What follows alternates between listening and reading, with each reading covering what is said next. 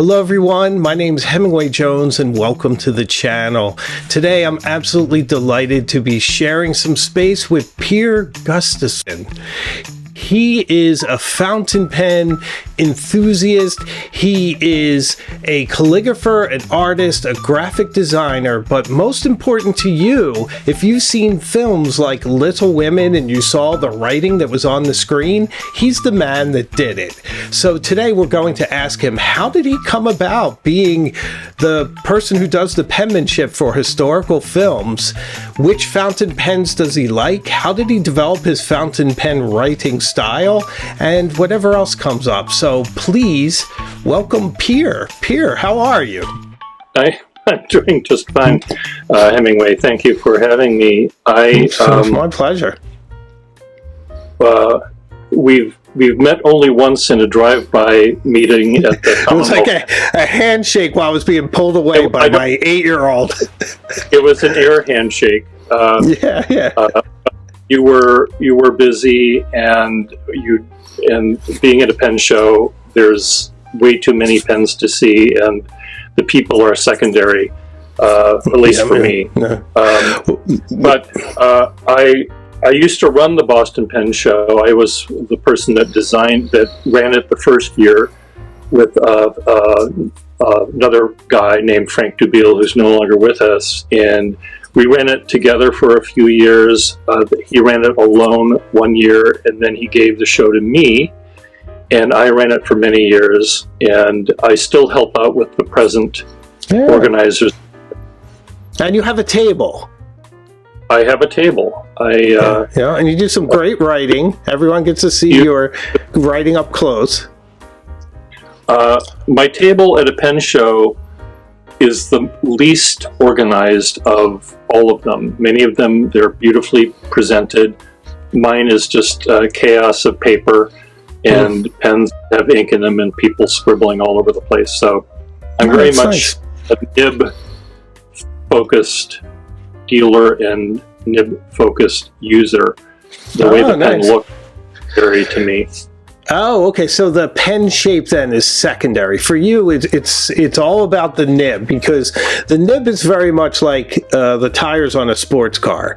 You can have a Ferrari, but if you put terrible tires on it, it's not going anywhere. So for you, it's all nib. I would think the nib is more like the engine, but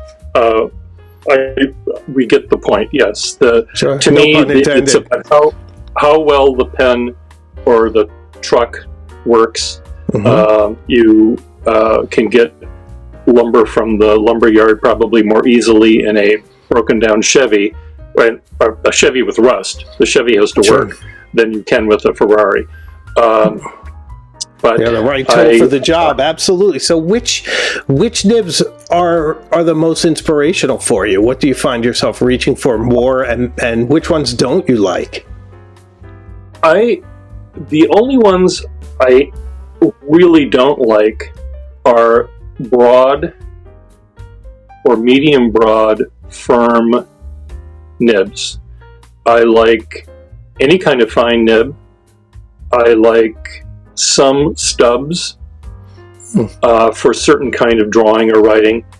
But my favorite go-to is a flexible nibbed pen and a Waterman number 2, standard Waterman 2 flexible nib.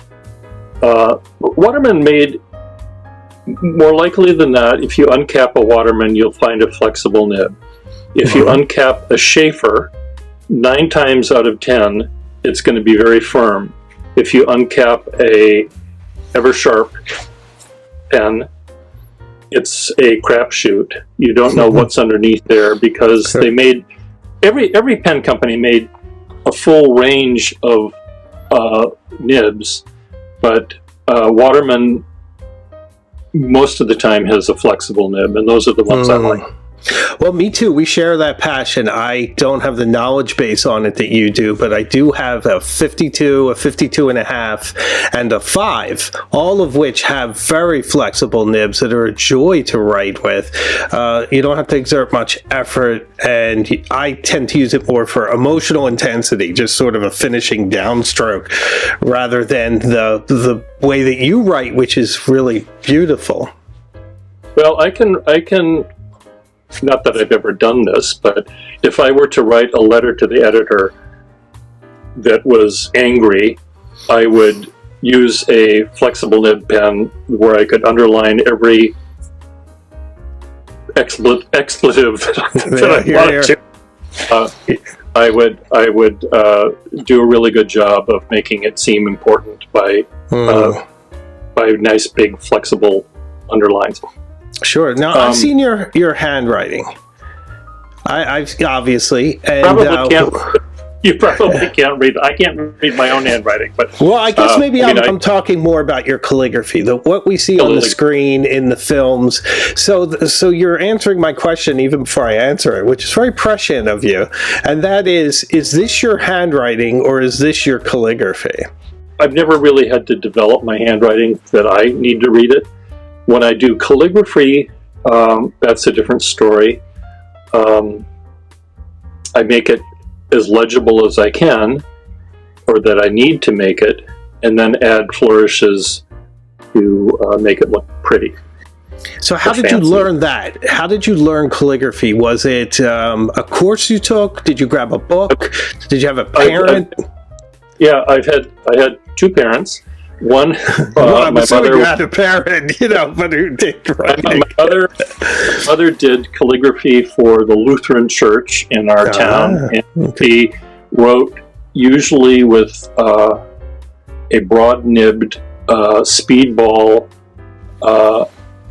pen with India ink, and she would write the names of all of the people that were confirmed that year. She would write usually in Old English, or in sort of a chancery script. Oh, that's interesting. So she could do the Old English too. That's a fun style. Use a very broad, stiff nib for that, right? Broad, stiff nib. My father, on the other hand, wrote with magnificent vertical, swoopy letters, and I would get a letter from him. And there was usually 1 or 2 words in his letter that I never made out. I never knew what word that was because it was never quite right. And when he ran a clothing store, and when he had a check book, he'd have to write the paychecks for everyone, sign the paychecks. And his signature, the G, lowercase g, or the uppercase G of Gustafson, would go down to the 2 checks below in the register, so people would bring their checks in, and it looked like it was crossed out because the swoop would make a big X over the check. If you didn't get a check on the top, if you weren't on the top of the check that page, you might have trouble at your bank. Wow, that sounds amazing. So you were literally born into it. You were exposed to beautiful writing, and then I was exposed to lettering and writing as a kid. I loved doing Germanic, Old English, and Old English mainly writing, and I liked script, and I would use crow quill pens to do that. But most of the pens I had as a student in college and high school were rapidograph technical pens. And the ones that I were the ones that had the tiniest little line that they made. Ooh. Now, what did your dad write with? Do you remember the fountain pen he wrote with? He wrote with anything he wanted to. Okay, so you didn't have a special pen or a special nib or anything. Okay. And your mom either? My mother wrote with a ballpoint pen usually, and she and my father knew how to apply pressure naturally with the ballpoint pen, where there was a variation in line quality even then. I can do that occasionally if I put my mind to it. So, wow, that's amazing. So when you got into fountain pens, was there a transition, or was there just one lying around the house and you just picked it up? There was never one. There was never one lying around the house, though. I think my grandmother had given me her father's pen, but it didn't have a rubber sack in it, so I didn't know how to make it work. Okay. Pens in a big way. Hearing a story on All Things Considered in my senior year in college. It was National Handwriting Day, which is the birthday of John Hancock. Oh, I didn't know that. And you know the thing underneath John Hancock's signature? You know what that's called? I don't. You don't know what it's called? You know what I know it looks what it like? is. Yeah, I've seen it, but I don't know what it's called. The little flourish. It's called a paraph. Paraph, and what it means, why they did that, it wasn't John Hancock saying I'm so important. It was a thwart against forgery. It was very easy for people to forge a name, but it was very difficult to forge the paraph. So it was sort of like two-step authentication.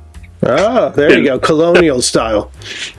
Colonial style. So anyway, on John Hancock's birthday, they talked about National Handwriting Day, and it must have been a slow day back in 1978, 1978, and they interviewed a woman named Fanny Friedman, who ran a pen store in Minneapolis. And I'm from Minneapolis, but I didn't know anything about this store, so I went to the store and bought 3 pens and from her, and then every other 2 weeks or month, every other month, every month I'd go and buy more pens from her. So I ended up getting a number of pens, and I would buy them at flea markets and antique shops when I would see them. And do you remember what the first ones were? Oh yeah. Nice. She somehow hoodwinked me into buying a Parker 180, which was new at the time. Oh wow! And she said it was the coming thing. Fanny Friedman was quite old at that time, and I don't think her eyesight was very good. She once called me a young lady, and I had a beard at the time. So, oh boy. But anyway, she sold me that pen, and she sold me what turned out to have been a marriage. It was a Conklin body with a gold medal top, or vice versa. Ooh. I forget. But the thing that I loved was she sold me an Eversharp Symphony pen in burgundy with a very flexible nib in it. I wanted a flexible nib, and she sold me this pen, and it was magnificent. Wow. And for years, it ended up, I was writing a beautiful swooshy signature kind of thing, and it hit a snap of paper, and the nib broke. Oh, and no. I wore a black armband for a week. I bet. That's heartbreaking when a beloved pen goes. You have done the handwriting for so many films, and I want to make sure we have enough time to talk about this. Can you list the films and projects you've done where people may have seen your handwriting and not realized it? Sure.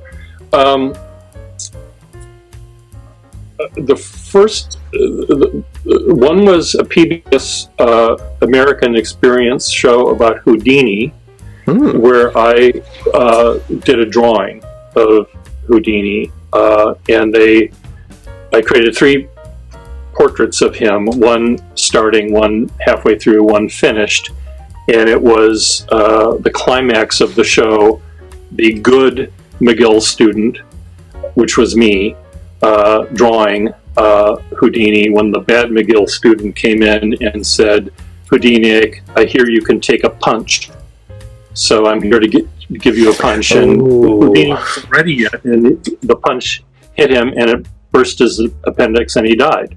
Oof. So I was the good student. I then did another American Experience one. I don't know what this was called, but it was handwriting again. And I actually, because no one knows how to hold a pen or write with it or no cursive, my hand was in that one as well, where I was designing a caisson. And a funny part of that one, there was a point at which I was supposed to be writing a letter, and I was supposed to be getting upset and accidentally knock over an ink bottle. And oh boy. Here's an ink bottle. They're designed not to fall over. I said the only way I can that's not easy. it up and turn it over and shake it out like that. And I said, what I do when I get upset when I'm writing is I break a pen nib. I press down too hard, I snap a nib, I tear the paper. I said that's realism, and it's the realism that gets me in trouble sometimes when I try to change the script. I did a few other lettering and supplying pens and old typewriters and stuff like that for other commercials, private films for in-house companies, industrial films or whatever they're called. Sure. And the most recent movie I was in was Madam Web, where I did the lettering and the writing in the journal that this the person that knows spiders, whatever they're an arachnid. Arachnologist or something. Arachnidologist. She. Wow, that's a big deal. You're in a Marvel film. I'm in a Marvel film, and I don't know whether that film was marvelous. Unfortunately, I think it got pretty panned. But I provided the drawings of spiders and the ledger note keeping in that book, and it looks almost like my regular handwriting. That's the closest. Wow. I didn't have to copy someone because this was an entirely fictitious person, I think. I did the big one was for Little Women, and I was hired to create the manuscript for the book Little Women, and I had to get 3 copies, 3 30-page long pieces of paper. Wow. to essentially copy the thing. And I can talk about that now a little bit more if you'd like. Yeah, sure. The first thing was you have to dumb things down a little bit for movies. You have to write a little bit bigger. You have to use a pen that's a little bit broader so the camera can see it. But the first thing I did was I looked up Louisa May Alcott's lettering, her actual lettering, and found samples of her writing. And all of her lettering had a left-handed slant. Right, I see that. And I don't have a left-handed slant, but I turned the paper so it was my handwriting would make more of a left-handed slant. I also asked I was essentially worked for the prop department, so I asked my boss.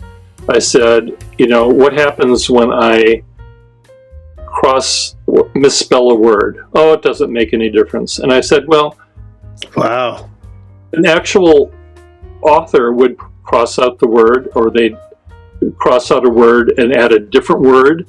So sure. I think her manuscripts are out there. Did you consult those? I did. I mean, that's what some word that I looked up. And she had the crossouts in the manuscript?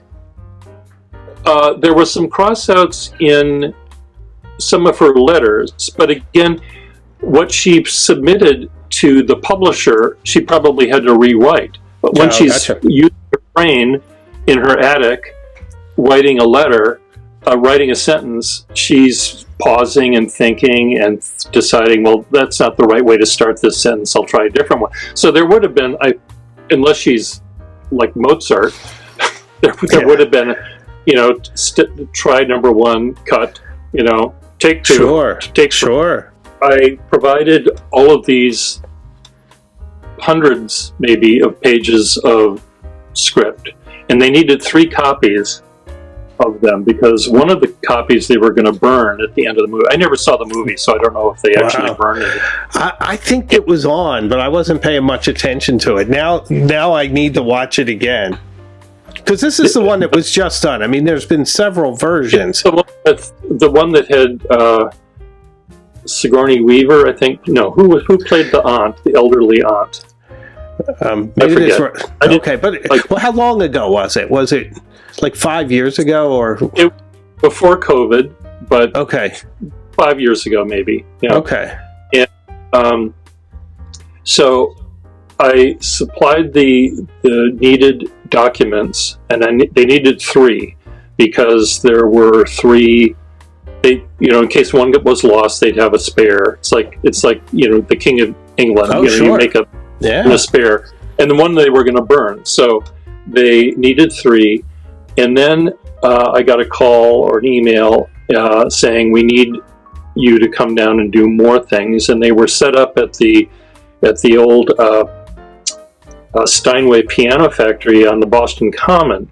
Oh, wow. So I showed up there, walked up the stairs, and I walked into the first floor room, which once held grand pianos, but now was full of roll-top desks and men wearing wing collars and wool jackets, and it was like I went into a time machine because that was the set where they were filming this scene.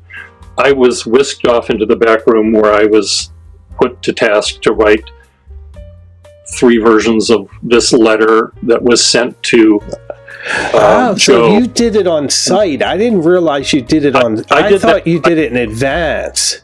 I did the first batch was in advance, but okay. Subsequent to that, the rest of the stories I'll tell you were on the set.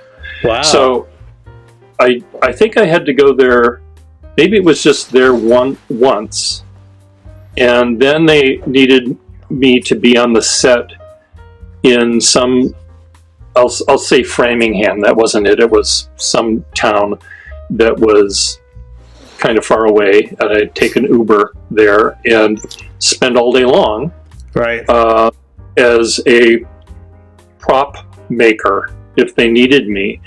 And in this is a huge warehouse building. It was like going into a Costco or a Home Depot that was completely empty except for these sound sets they made, and except they weren't soundproof, so only one set could be filming at any given time. So one showed the attic of the house that she wrote in. Another one was the first floor of that house. There was a printing press room where they moved an entire linotype or offset printing press or whatever it was down to Framingham.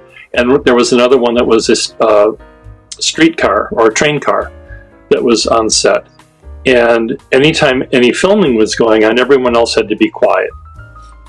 And then when it was time, when there wasn't any film, then I was put to task to write a letter or something. And then they realized that the actors didn't know how to hold a pen, didn't know how to write cursive. Oh, no. My right hand was, I was sent to the costume department to put on some frock coat, and then I was sent to the makeup department where they manicured my hand and made it look as pretty as it could for the close-up of my hand writing a letter to this to Joe, I guess was the character in the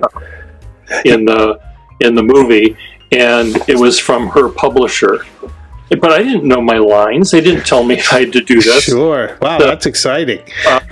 So I was trying to keep up with what they were telling me, and again, it might have been on the screen for 3 seconds. Right, all that for 3 seconds, but that's an amazing experience, though, and it's fun to know that that's your hand that's there in frame. You have me thinking now I might have to shave my hands, because my hands look pretty ugly on screen too. I might give that more thought. Manscaping your hands is a thing. Yeah. The last scene, which was sort of the most fun, was, and I did try to teach they had the stand-in that played, rather than having the actual actress that played the face in the movie, they had a stand-in, sort of like a stuntman. Whenever they showed the back of her head writing at a desk, it was always this person. So I tried to teach this person how to hold a pen, how to dip it in the ink, how to make a letter. It was ridiculous. So I had to stand in for that. No amount of manscaping or makeup could turn this hand into a 17-year-old girl, or however old she was supposed to be. But they were only going to show the pen tip, the pen nib on a dip pen, making a letter, making words on a page. So I'm in this attic, and it looks like an attic. It's lit like an attic. There's very little light coming in. And where I would normally be sitting in front of this desk was this 250-pound cameraman and his 250-pound camera aiming down at the piece of paper that I'm supposed to be writing on. So I had to be that way, 3 feet, reaching out with my hand way over there, trying to get it into the ink and onto the paper and writing a word. I didn't know the line there either. So the woman, well, let me read you the words. So, it was a dark and stormy night. So I'm writing, NIGHT, period, PERIOD, and cut. I said, we have to do that. I spelled the word period instead of making a dot. Oh no! Yeah, very literal. I could see myself doing that. I can't think and do calligraphy at the same time. That's tough. And by the way, I can relate, because sometimes I get criticism on my videos where people say like, oh, the way you're writing's funky or something, and they don't realize that I have my camera there and it's like bent around. No, I'm trying to get a shot. It's not easy. It isn't easy. We need to get a GoPro or something. They said they didn't have to do that take again, because there was enough. They were only going to have the pen cross a T or do something. Right, and they ran out of paper anyway, so they just had to go with I'm not sure it. that was in the movie. But, yeah, I'm going to watch it again and look. You did bring up your YouTube channel. I'd like if you could tell us all what the name of the YouTube channel is, and I'll also put it in the description. My YouTube channel is just my name, Pier Gustafson, and I'm the only Pier Gustafson on the planet, so it's not you're not going to get me confused with someone else. And my channel has me doing drawings with other artists. It has me fixing pens, me talking about calligraphy. So, Pier, thank you so much for being here. It's wonderful to learn so much about you. I'm glad we got a chance to sit down. I mean, we're always like two ships passing in the night, so it's very good. Let's drop anchors sometime. We can do it here. Done. So, what did you think of that conversation with Pier? He is such an interesting guy, and I'm just fascinated by all the different projects he did. Let me know what you think in the comments. And if you've reached this point in the video, please consider subscribing. I'd love to have you on this journey with us. We go to some amazing places and meet some really interesting people. And if you want to support the channel even more, membership is available. And at the Illuminati and Cognoscenti membership level, we have a pen pal group, so I'd love to see you behind the scenes as well. Help to keep the lights on. So I make new videos all the time, and I have a live show each week, so I can promise you we will see each other again further up the road. So take care.